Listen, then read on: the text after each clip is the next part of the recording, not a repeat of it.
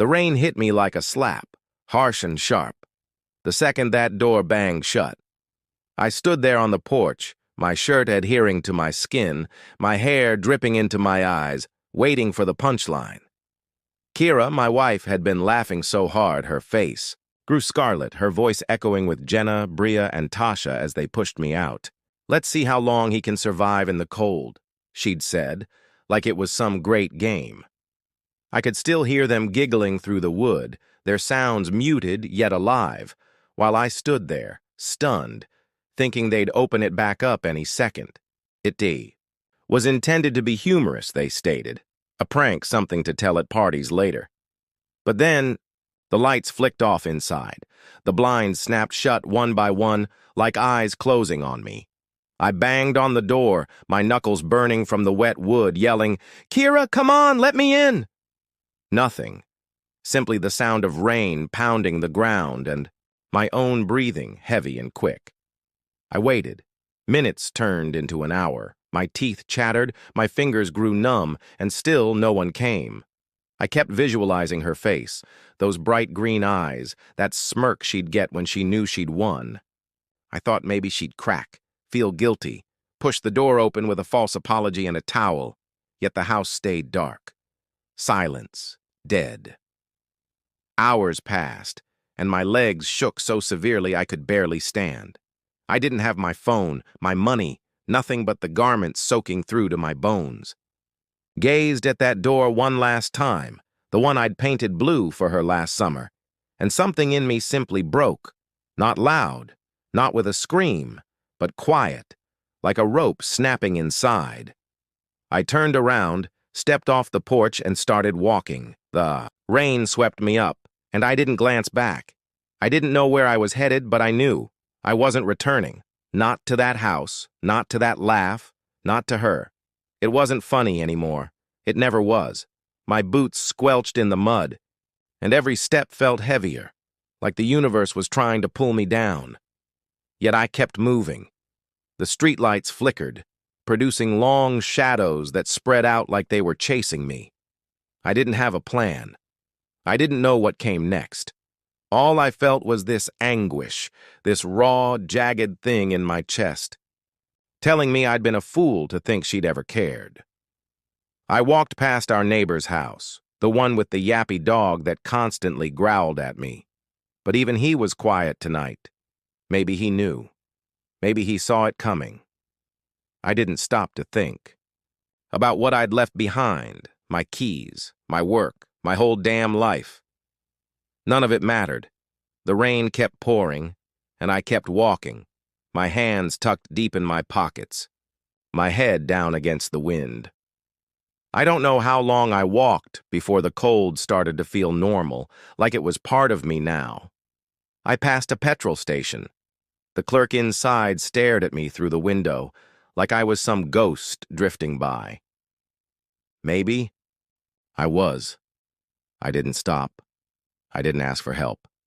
I just kept moving, one foot in front of the other, until the town I'd known for 10 years started to disappear behind me.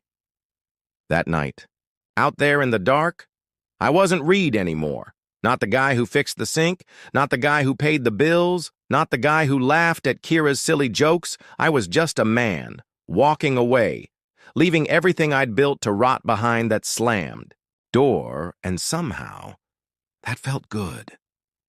The rain poured down harder, hitting me like 1,000 tiny fists, cold and relentless.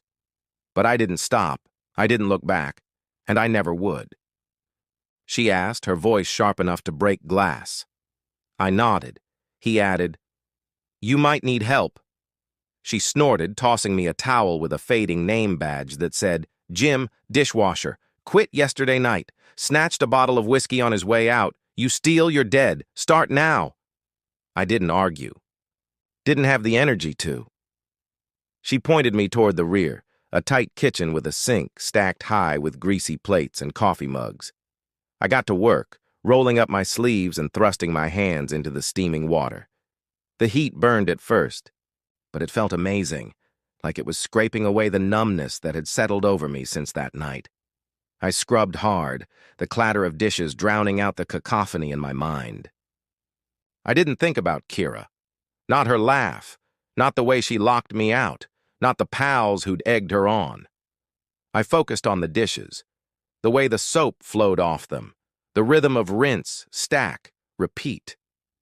Hours passed. My fingers wrinkled like prunes, my back throbbed from standing over the sink.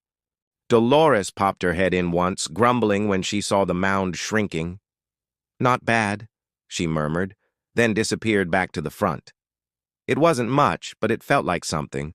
A little slit of light in the dark I'd been going through. The diner was loud, servers screaming orders, the sizzling of bacon on the griddle, truckers laughing over their eggs. I stayed quiet, kept my head down, let the noise wash over me like it could clear up the mess within. By the end of the shift, my arms were sore, my shirt soaked with sweat, but my hands were steady. Dolores slid a plate across the counter when I was done.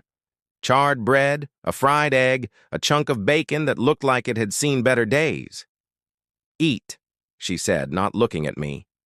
I sat on a stool in the corner, the food warm in my stomach, and it hit me. This was the first meal I'd had, in days that wasn't cold or handed out in a line. It wasn't much, but it was mine, earned with my own hands. I chewed slowly, feeling the sear on the bread, the salt of the bacon, letting it settle me.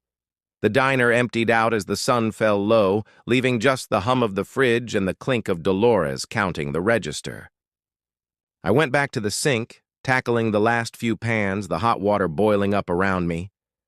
I thought about the next shift, the next dish, each dollar I'd put away. It wasn't a life yet, just a start, a weak little footing on a difficult climb. But it was something. I'd walked away from Kira, from that house, from everything I'd known, and now here I was, elbow deep in dishwater, making something new. The anguish was still there, dull and heavy. Yet it didn't own me anymore. I rinsed a skillet, watching the oil swirl down the drain, and promised myself I'd keep going, one dish, one day at a time. After I finished, Dolores gave me a couple of bucks from the till. "Come back tomorrow," she said. I nodded as I stepped outside into the chilly night. The stars shone above me. And for the first time in a long while, I didn't feel like I was running. I was standing, right where I needed to be. The diner became my universe. Greasy dishes, scorched coffee, the hum of the exhaust fan over the grill. I'd been there a couple of weeks, saving every penny Dolores handed my way, enough to get out. Out of the shelter and into a cheap room above a barber shop down the street. It wasn't much, just a sagging bed, a wobbling table, and a window that rattled when the wind blew. But it was mine. I got a vintage coat from a thrift store, thick enough to keep the frost off, and a little flip phone from the gas station, the kind that barely held a charge. I didn't give the number to anyone. Didn't call anyone either. Kira didn't know where I was, and I wanted it that way.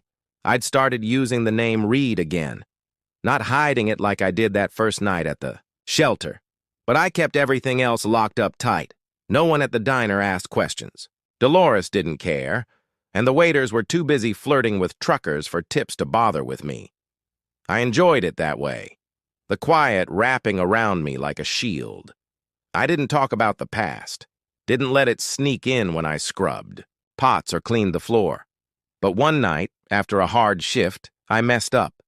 I was sitting on my bed, the room dark, but for the glow of that cheap phone, and my thumb hovered over the screen. I don't know why I did it. Maybe I was sleepy. Maybe I was weak. But I typed her name into the search box.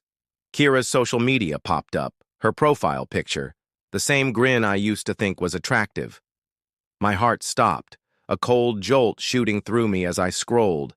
She'd been writing, small poetry, all flowery, sorrowful. He walked off into the storm and never came back. The words dripped with shame, twisted into something else. Another lost in the rain, a piece of me gone. Her friends were there too. Jenna and Bria posting notes like, "We miss him," and hope, "He's okay." Acting like they hadn't laughed while I stood outside in the cold, my stomach turned.